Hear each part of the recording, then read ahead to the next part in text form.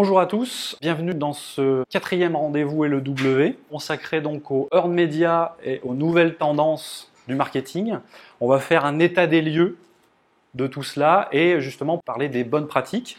Et pour ça, on a invité donc Cindy Bétan, qui est donc de chez Cision France. Bonjour Cindy. Bonjour, merci beaucoup d'être là. Effectivement, merci de m'avoir invité. Donc Cision, c'est non pas le côté conseil, mais le côté outil. Puisque nous, on essaye de développer une plateforme pour les relations médias, les relations presse et le marketing d'influence. Donc en gros, sont des bases de données journalistes, des moteurs de recherche d'influenceurs et des outils de veille média pour savoir qui parle de vous, qui parle de votre société, qui sont vos concurrents, comment on en parle, en bien, en mal, et surtout mesurer la portée des actions de communication. Donc on va rentrer directement dans le vif du sujet. On va parler du modèle POEM. On va parler de visibilité bien sûr et de levier marketing avec finalement différentes briques. Cindy, qu'est-ce que tu peux nous dire un petit peu sur ce modèle POEM? Qu'est-ce que c'est? Alors, ce modèle, il veut dire Paid Owned Earned Media. Ça fait 10 ans qu'il existe, mais il a jamais été aussi important qu'aujourd'hui. Pourquoi? Parce que avant, le marketing se divisait entre marketing, communication, relations presse, et on s'est rendu compte en fait que ces trois façons finalement de partager la communication au sens large, ben, ça fonctionnait plus. Vous êtes tous au courant, vous en tant que communicants, marketeurs, que tout le monde se marche dessus. Les réseaux sociaux, c'est quoi? C'est du marketing, c'est de la com, est-ce que c'est de l'influence? On n'en sait rien. Donc du coup, le modèle POEM, c'est une façon de répartir les différents types d'exposition média. Donc vous avez d'un côté le paid media, c'est-à-dire tout ce qu'une marque paye pour avoir de la visibilité dans les médias, donc évidemment drivé par la publicité depuis très longtemps, mais aujourd'hui il y a beaucoup d'autres formes d'exposition média payante, notamment les posts sponsorisés sur les réseaux sociaux, les articles sponsorisés dans les médias, bon les banner ads et tout ce qui est ad. Le deuxième type d'exposition, ça va être le owned media. Owned, c'est tout ce que vous possédez, donc votre site web, vos réseaux sociaux, vos emailing, vos newsletters, voire plus vos plaquettes, tout ce que vous possédez et qui fait que vous contrôlez à 100% l'information qui émane de ces canaux-là. Et le dernier type d'exposition média, ça va être le earned media, non pas ce qu'on gagne, non pas ce qu'on possède, mais ce qu'on va gagner gratuitement. Et ça, c'est des tactiques comme les relations presse, les réseaux sociaux. Comment je fais quand je poste quelque chose sur Twitter pour être relayé des dizaines, des centaines, des milliers de fois et que ça reste pas juste sur mon mur. C'est tout ce qui fait que la presse va parler de vous, qu'un blogueur va parler de vous, qu'un influenceur va prendre une photo de votre produit sur Instagram, par exemple. Donc ça, c'est toute l'exposition média qu'on appelle earned. Et cette façon de découper le paysage médiatique est beaucoup plus pertinente aujourd'hui et ça permet d'organiser son service marketing bien différemment et que chacun ne se marche pas dessus. Qui s'occupe du paid, qui s'occupe du owned, qui s'occupe du earned. Et on verra tout à l'heure différents exemples que nous, on vit en tant que marketeur au quotidien, voilà, sur différents cas sur le earned media. Donc là, un panel réalisé donc par Cision. Oui, le earned media, c'est assez nouveau et ça a un peu le vent en poupe, ça a même carrément le vent en poupe parce que on est tous conscients que notre communication a plus de crédit quand elle est relayée par les autres.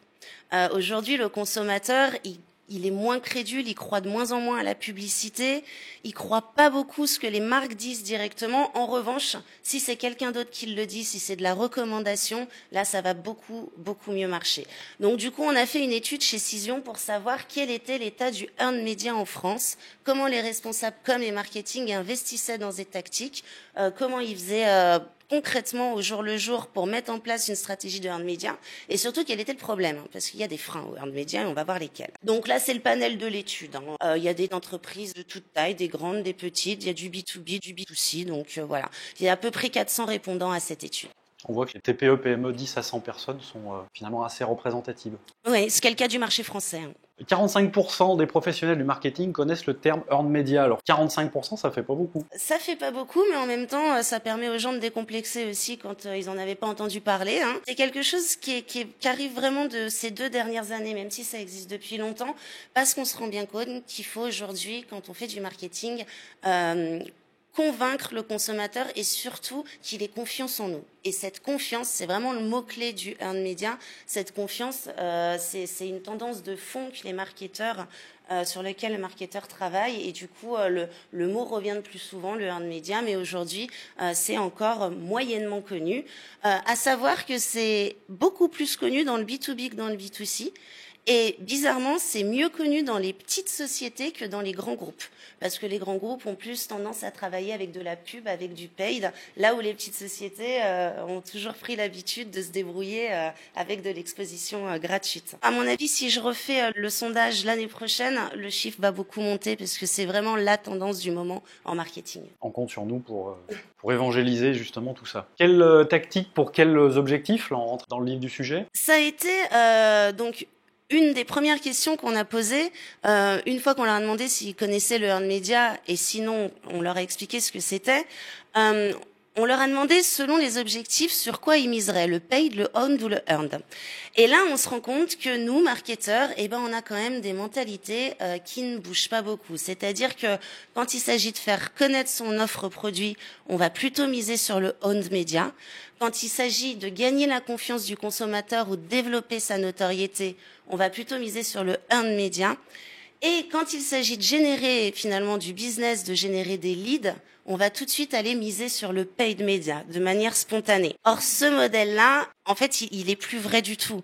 La meilleure stratégie marketing, c'est celle justement qui compile les trois, le paid, le owned et le earned.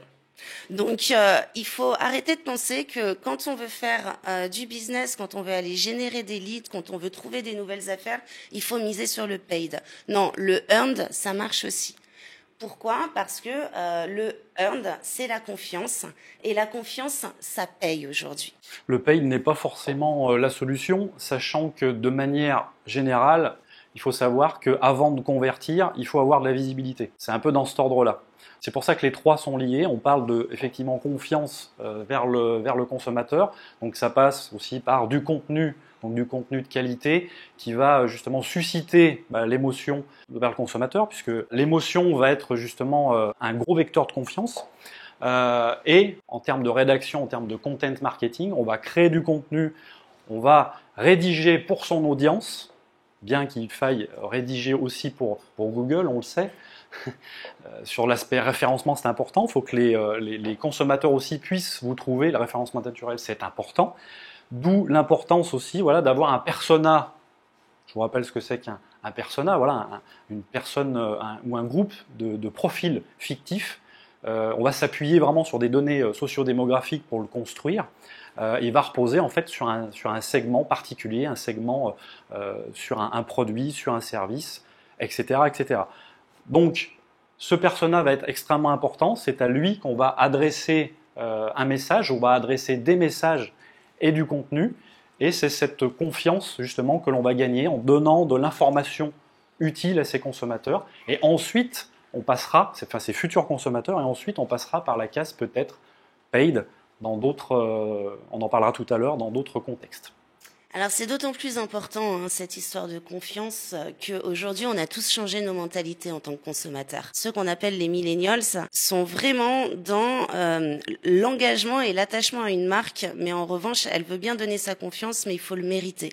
Et elle est à la recherche de sens, d'émotion, de valeur, c'est quelque chose de très important. Mais nous aussi, regardez, moi je suis convaincue, peut-être que vous mangez moins de viande qu'avant, que vous faites attention aux circuits courts, que par exemple vous allez arrêter d'acheter sur certaines plateformes parce que vous avez entendu qu'ils prêtaient pas suffisamment attention au bien-être de leurs employés. Enfin, c'est quelque chose de très très général.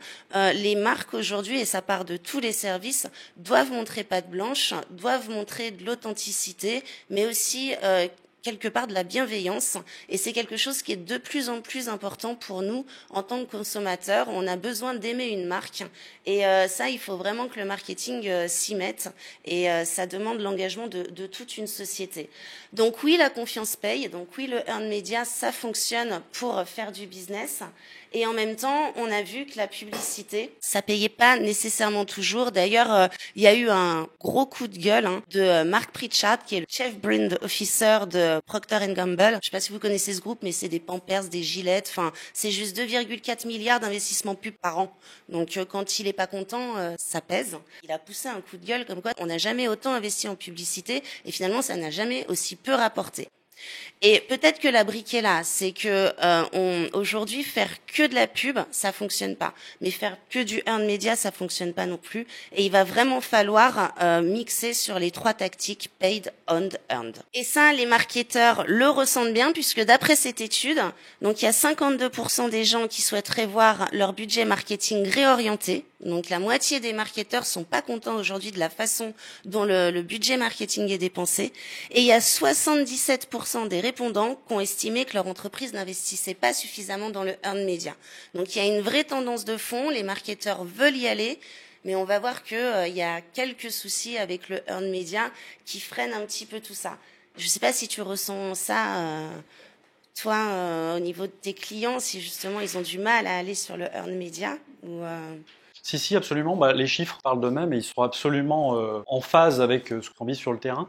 Après, il y a une méconnaissance aussi de certains leviers et il y a aussi une vraie prise de conscience justement par rapport à ça et puis de savoir par où on va commencer. C'est surtout pour ça. Mais par quel levier je vais débuter. Donc en fait, on ne peut pas mettre tous les leviers non plus ensemble de façon vraiment synchro et démarrer de façon très rapide tous les leviers. C'est vrai que, comme on dit, Rome ne s'est pas fait en un jour.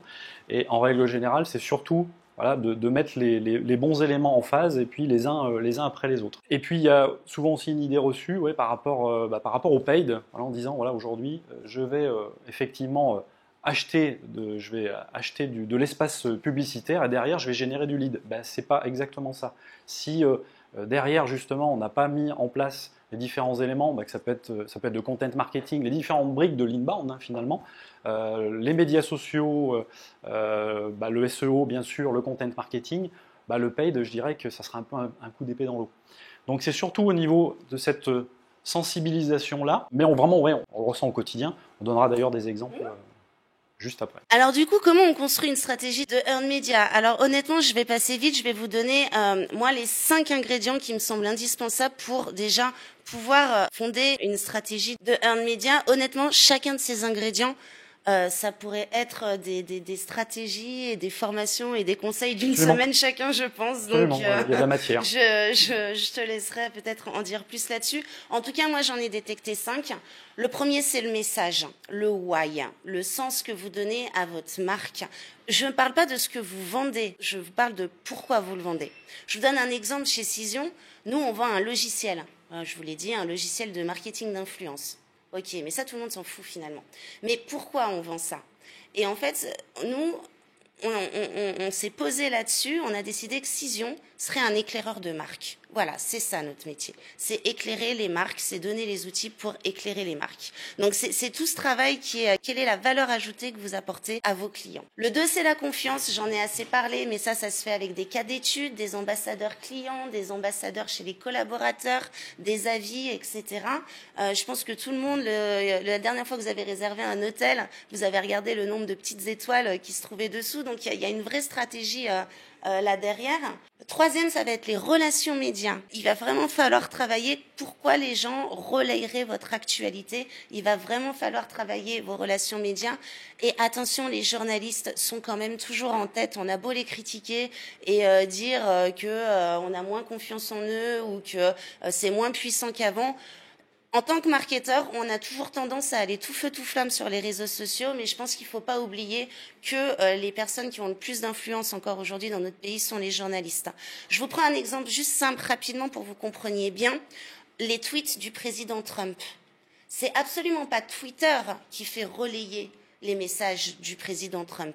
C'est parce que les médias traditionnels s'en emparent de ce tweet et le montrent aux 20h et en parlent dans les journaux qu'on est tous au courant de ce que Monsieur Trump tweet. Ce que je veux dire par là, c'est que n'oublions pas les fondamentaux, les gros vecteurs d'influence qui fonctionnent encore toujours, il me semble.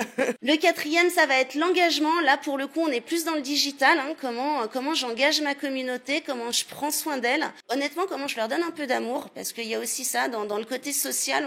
C'est des réseaux sociaux. Hein. C'est pas un deuxième site web sur lequel on va aller poster son actualité à chaque fois. Donc, à un moment donné, il faut donner un petit peu de soi, faut donner pour avoir. Hein. Ça marche pareil dans la vie. Et puis le dernier, quand même, on a beau faire une super stratégie marketing, avoir des super communautés, faut un minimum d'expertise. Hein. Si on ne sait pas de quoi on parle, si on n'a pas d'expertise sur un sujet donné, ça va être compliqué. Donc bien se positionner comme expert, faire des contenus là-dessus pour être repéré justement par des journalistes, etc., par des gens qui organisent des événements et qui vont vous demander de parler, ce genre de choses. Je voulais un peu aussi vous donner des exemples assez concrets concernant nos actions et concernant notre marque. On a assez récemment pu travailler avec une marque puisqu'on a recensé, on va dire, des fans de cette marque, donc qui évoluaient sur Pinterest, sur Twitter et sur Facebook. En fait, on a pris les 5 meilleurs fans justement de la marque qui avaient un intérêt pour la marque et qui partageaient de façon assez régulière donc des infos justement concernant la marque. On s'est servi en fait de leur audience, puisque c'était des micros, des nanos et des micro-influenceurs, donc moins de 10 000 followers par exemple sur Twitter. Donc ce sont des influenceurs qui ont, de par leur proximité, arrivent à générer justement de l'engagement, plus que des macro-influenceurs en proportion. Et donc ces personnes-là, on a créé un véritable programme, on va dire ambassadeur, qui reposait sur de la dotation. Donc là, on n'était pas sur du paid pur. On avait créé un vrai programme avec justement un certain nombre de partages sur leurs réseaux sociaux, avec bien sûr visuels créés à l'appui, assistance aussi, assistance derrière, avec de la création de posts. Donc tout ça échelonné sur 3 mois. Résultat, sous notre contrôle, le trafic du site web en question a été multiplié quasiment par 2. Et en termes de CA et en termes vraiment de vente et de chiffre d'affaires, ils ont eu une augmentation d'à peu près 15% sur cette période-là.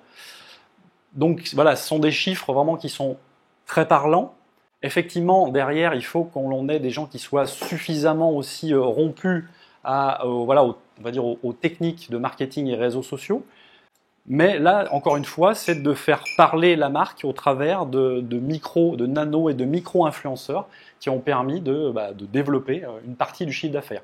Donc après, c'est toujours aussi une question d'objectif. Qu'est-ce que l'on souhaite faire? Est-ce que ce sont des questions de notoriété? Est-ce que ce sont des questions vraiment de CA pur? Le travail en amont était de voir quels sont ces influenceurs, ces micro-influenceurs qui rentraient finalement dans notre scope et dans le scope de la marque.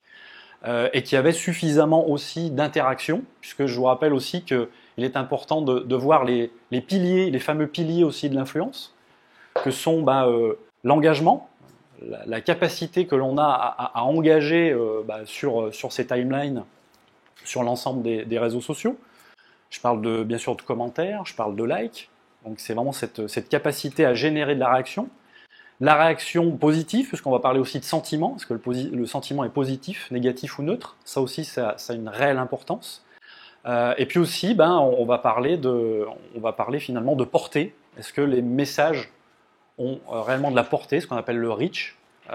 C'est un peu aussi le point de départ d'une visibilité. Ça fait partie des éléments que l'on peut mettre en place et qui restent finalement peu onéreux. Oui, et l'exemple est parfait en termes de convergence du paid, du owned et du earned. C'est-à-dire que on va aller gratifier ou payer quelques ambassadeurs qui vont générer beaucoup de earned, et au final, ça se ressent sur son site web qui est quoi? Du owned media. Donc on voit bien que tout ça fonctionne ensemble, et c'est exactement dans cette mentalité-là qu'il faut travailler aujourd'hui. Je vous ai mis là les différentes tactiques de earned media finalement, les réseaux sociaux, les relations presse, les stratégies de recommandation, la prise de parole. Ces tactiques, on les connaît toutes et on les utilise toutes. C'est pas le problème. Il y en a 94% qui utilisent les réseaux sociaux. Le truc, En revanche, c'est que quand on demande s'ils sont satisfaits de la façon dont sont utilisées ces tactiques, il y en a 42% qui nous disent qu'elles sont utilisées de manière insuffisante, 23% seulement qui nous disent qu'elles sont utilisées de manière correcte, et seulement 12% qui nous disent qu'elles sont utilisées efficacement. Donc la vraie question, c'est pas est-ce qu'on est sur les réseaux sociaux, est-ce qu'on écrit des communiqués de presse. La vraie question, c'est est-ce que ça fonctionne, est-ce que c'est efficace? Réponse, manifestement, non. Donc, il y a un vrai problème de comprendre, mais comment on fait pour faire une campagne de earned media efficace. Et les principaux freins du earned media, puisqu'on en vient là, c'est le manque de budget, mais honnêtement, c'est pas inhérent au earned media parce qu'on aurait demandé pour le paid, on aurait sorti la même chose. En revanche, le manque de mesure de ROI, c'est un vrai problème. C'est-à-dire, voilà, je fais une campagne avec un influenceur, je le paye pour qu'il diffuse tel ou tel message ou qu'on fasse une campagne de co-création ensemble. Même si j'ai été relayé, retweeté des milliers de fois, clairement, combien ça m'a rapporté? Ça, c'est compliqué. Et le troisième frein, c'est le problème du court terme et du long terme. En tant que marketeur, moi, quand mon boss aux États-Unis, il me dit « Ouh là là, tes chiffres, ils sont pas bons, il va falloir remonter ton nombre de leads », je vais faire quoi? Je vais dire « Oh là là, on va faire de la publicité comme ça rapporte tout de suite. Les gens, ils cliquent, on a un lead de plus dans notre CRM, on est content. » Et ça, le earned media ne le fait pas. Depuis tout à l'heure, on vous parle de confiance. La confiance, ça se fait pas en 24 heures. Donc effectivement, c'est une stratégie plus long terme. C'est un des freins de cette tactique. En revanche, il y a des solutions pour arriver à pallier tout ça. Nous, en tout cas, ce qu'on conseille, c'est de supprimer les silos. Pour lutter contre le manque de budget, déjà, il faut arriver à éclater les murs entre com, marketing, RP, digital. Si déjà on arrive à avoir un budget qui est concentré, vous arriverez à faire plus de choses. Au niveau du manque de mesure du ROI, il faut absolument embrasser la transformation digitale. Il y a des solutions qui existent. La mienne, mais il y en a d'autres. Je veux dire, le big data dans la communication, ça existe déjà, en fait. C'est juste l'adoption qui est plus lente. Mais les solutions, elles sont là. Nous, on est capable aujourd'hui de savoir, j'envoie un communiqué de presse, il est repris par un média, on peut connecter notre plateforme qu'envoie le communiqué de presse à Google Analytics pour savoir justement combien de trafic ça a ramené sur un site web et si vous êtes un site de e-commerce, carrément avoir les taux de conversion jusqu'au chiffre d'affaires. Donc, ça existe. La question, c'est est-ce qu'on l'adopte? Et ça, c'est plus compliqué. Et enfin, en termes de manque de résultats court terme, je vous proposerai de travailler sur cette convergence que tu as particulièrement expliqué. C'est le earned media, ça prend du temps, le paid, ça n'en prend pas. Donc si on mélange un peu les trois tactiques, on peut peut-être arriver à réduire le délai. Absolument. Je fais une parallèle par rapport au paid, justement. On a évoqué ça tout à l'heure en disant que ce n'était pas forcément la solution. En revanche, le paid peut avoir vraiment son intérêt sur la partie, bien sûr, visibilité directe, mais aussi sur le SEO. Sur le référencement naturel. Pourquoi? Parce que aller créer finalement des articles qui vont recenser des liens qui pointent justement sur votre site web ou sur vos landing pages, sur vos pages d'atterrissage, vont permettre aussi de pouvoir avoir un effet sur le référencement naturel et sur l'ordonnancement de vos résultats sur les moteurs de recherche. Et aussi pour écraser éventuellement, au fil du temps, bien entendu, des mauvais résultats que vous pouvez avoir sur Google. On a eu l'exemple aussi dernièrement. On a créé du contenu et des articles sponsorisés sur des plateformes blog. Donc au préalable, bien sûr, il y a toute une qualification qui se fait sur le blogueur en question, son domaine authority, un tas de choses, son indice aussi de confiance, et puis la communauté, on en revient toujours au même, la communauté aussi et l'engagement qu'il peut avoir sur les réseaux sociaux. Donc on a mené ces actions, ça a permis au fil du temps, à raison d'un article sponsorisé par mois, encore une fois sous notre contrôle, d'avoir des résultats significatifs en termes de SEO. Donc finalement, on pourrait dire que le paid a aussi une incidence sur le SEO. Donc c'est de la visibilité, ça peut être des leads directs, mais ça peut être aussi le fait de soigner son SEO ou alors de parer à des situations d'urgence aussi, ça a déjà arrivé sur certaines marques. Donc voilà ce que je peux en dire par rapport au paid, mais voilà, ça va se travailler main dans la main avec le earn et le owned. Et je voudrais juste finir en vous parlant un petit peu de ce que nous on veut faire, mais je pense que vous l'avez bien compris. Notre mission, c'est de rétablir le paradoxe média. Le paradoxe média, c'est le suivant, c'est-à-dire qu'aujourd'hui, la confiance du consommateur, elle se place dans le earned, ensuite dans le owned, ensuite dans le paid. Et pour autant, aujourd'hui, les investissements des entreprises est exactement à l'inverse. Et finalement, nous, ce qu'on voudrait, c'est le rétablir. C'est pas enlever le paid, mais on voudrait que ça, ce soit au même niveau. C'est prendre un petit peu de là pour le mettre ici, pour justement rétablir ce paradoxe média. Merci beaucoup, Cindy. On arrive à la fin de ce 4e rendez-vous LEW. On espère que on vous a dressé un état des lieux intéressant justement de ces tendances du marketing et plus précisément du earned media. Vous retrouvez un maximum d'informations sur le blog actualité d'ailleurs de Cision France avec des ressources, avec de nombreuses infographies et justement à ce sujet et sur tout l'ensemble du marketing digital et des RP. Quant à nous, vous retrouvez aussi nos informations sur la page fan, la page entreprise Les Experts du Web LEW et sur notre blog aussi socialmediaoptimization.fr avec vraiment ce blog qui traite des actualités web sociales, de l'inbound marketing et différents tips sur ces sujets-là. Voilà, je vous remercie à tous de nous avoir écoutés. Merci beaucoup Cindy pour tes éclairages et ta présence. On se retrouve pour des futurs rendez-vous LEW, ça sera l'année prochaine. En attendant, merci, à bientôt.